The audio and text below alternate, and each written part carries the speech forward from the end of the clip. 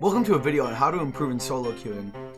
This is the thing I see with a lot of people complaining about how they're stuck in silver, get 45 hyperfactorial kills a game, and still manage to lose because of their team. Now, in some cases, these players can legitimately be better than their rank shows, but, just get fucked due to randoms and other shit. But for the most part, that isn't true. There's usually some issue within the player, and theoretically speaking, someone with a 1.5 KD in gold should have hit a higher rank than me at Plat 2 with roughly a 0.8 at some point, right? But there's a reason. That reason can be as simple as not being very cooperative. The reason I'm qualified to explain this to you is because even after losing a fuck ton of elo from fucking around with Lucas, I was sitting around gold 2 at 28.98, and I decided to take the initiative and start solo queuing to improve myself. Taking a look at the graph, you can see me prior to solo queuing, and I was playing hard support, mainly playing with Lucas in a duo queue, and occasionally having Liam. I wasn't doing amazing, but I got to Plat 2 with them. People will probably say that's me getting carried, which is fair to an extent, but I was also pretty good at my role, and that would set Lucas up for a lot of kills. Don't believe me? Here's him saying it himself. Racco opened all the walls and droned to make sure it was safe to go in. Around January 11th, Lucas was kicked from the team, and I wanted to start working on myself. Taking a look at the graph, you can see I did alright. Not the best KD in the world, I wasn't even above 1 until recently. So how is it possible that I went from gold 2 to Plat 3 to solo queuing while making only 25 to 40 elo a match?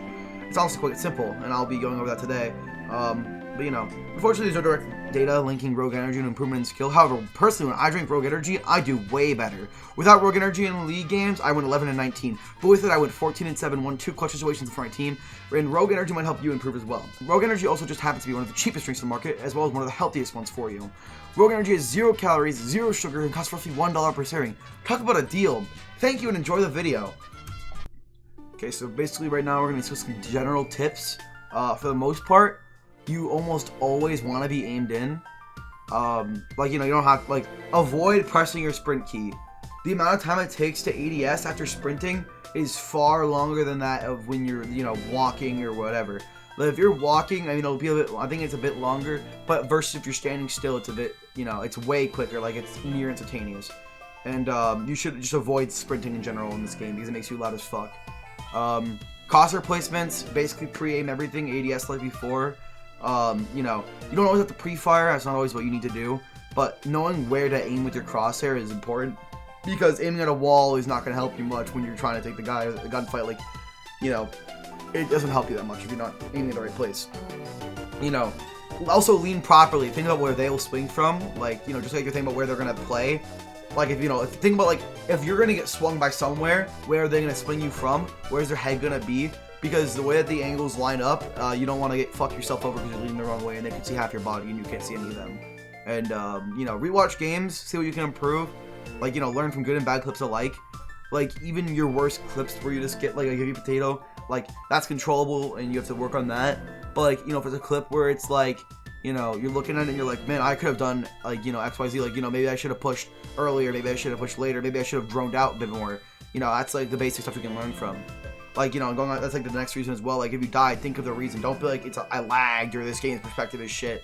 If you die, think in your head, why did I die? What could I have done differently to avoid that? And, if you miss your shots, and you gotta be like, alright, I missed my shots, I gotta work on that in the future.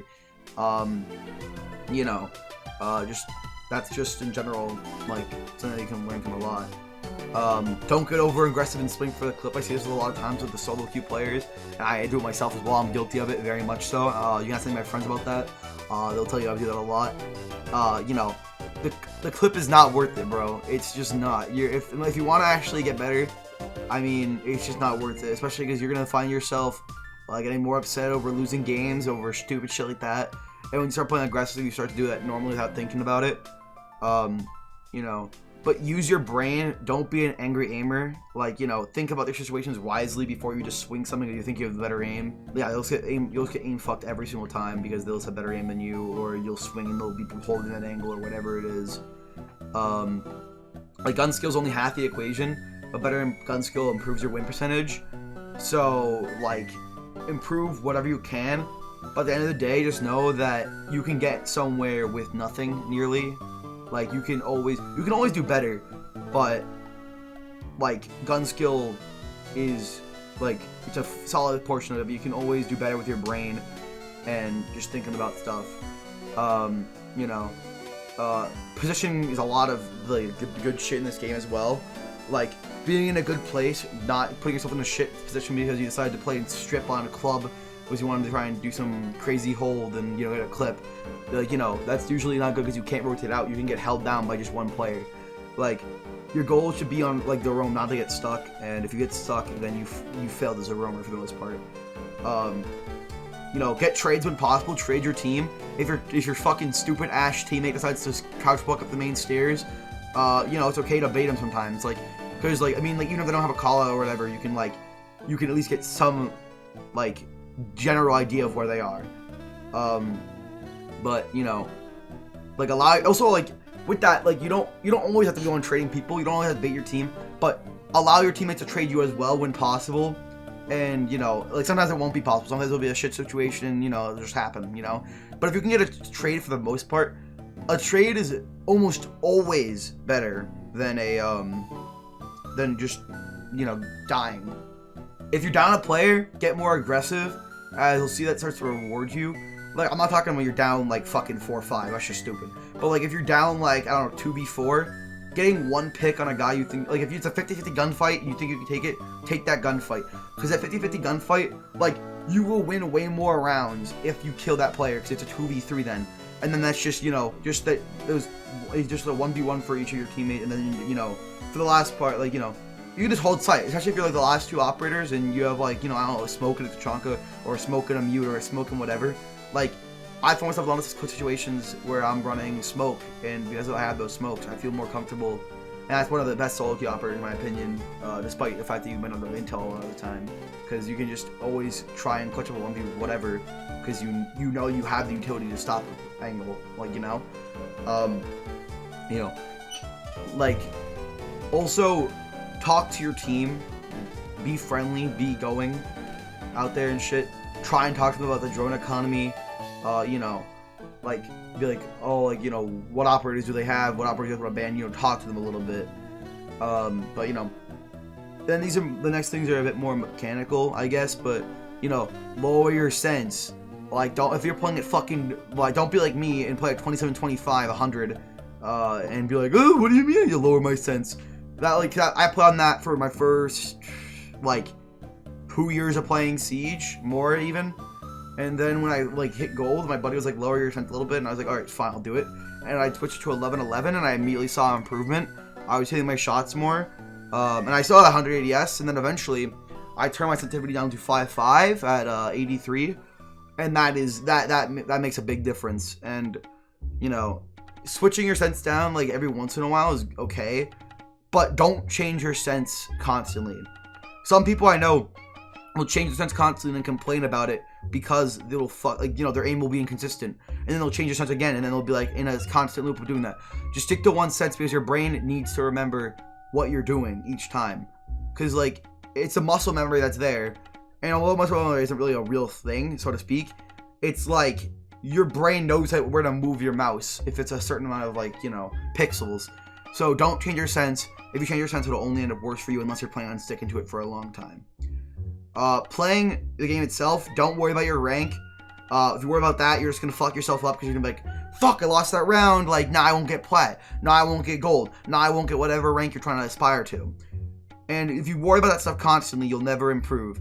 It's always, if you want to actually improve, think about yourself, think about what you can improve on, and, you know, sure, the rank's a nice thing to add in there, but, like, think about yourself, improve yourself, work on that, and you'll improve immediately. Know your maps, both call-it-wise and what you're best at. Like, for example, bans and whatever. Like, pick and ban for maps important. A lot more important than people think. Because you gotta talk to your team about that shit, and you gotta, like, you know, be ready to switch it up depending. Like, I have a lot of maps where I know I'm shit on. I know I'm bad on bank. I know I'm bad on consulate. I know I'm bad on, like, you know, you gotta know what maps you're bad at, but you also gotta know what maps you're really good at. And you also gotta know what maps you're really inconsistent on, because, you know, not every map you're like, oh, I got a 1 point whatever the fuck on this map, and I got like a 0.7, I don't fucking know, like, just throwing out numbers out there now. But, like, there's some maps where, you know the maps I'm talking about, the ones where you're like, oh, I either go 3 or an L, or I go fucking 0.3, you know? But if it's a map that you're bad at, or if you're doing bad yourself, compensate with op picks. If you're doing shit, don't pick Jaeger. Don't pick, you know, these operators that are known for... Don't pick Vigil. Don't pick Vigil. Don't pick Cav if you're not getting kills. Just at that point, you want to go with, like, unless your team needs those operators, like a Jaeger or whatever, those are when I'd say go for it. But besides that, you should never touch those operators unless you like really think that you have the ability to frag with them, because they have really good utility, really good guns, and there's other operators that are just as important that are, you know, lower frag potential but will get you the job done, like Thermite, Thatcher, Smoke I like a lot, you know, Mute. There's a bunch of operator picks. Mozzie as well, who has a pretty good gun and pretty good whatever. But yeah, that's the main gist of it. You know, if you guys like this video, make sure to like and subscribe. Let me know if you want to see more of this. I got more scripts with this, but I wanted to hear you guys stop before I, you know, release a whole ass video on this shit. But these are just general tips right now. Give me your thoughts and feedback, and I'll be sure to catch you guys in the next video. See you guys later. Peace.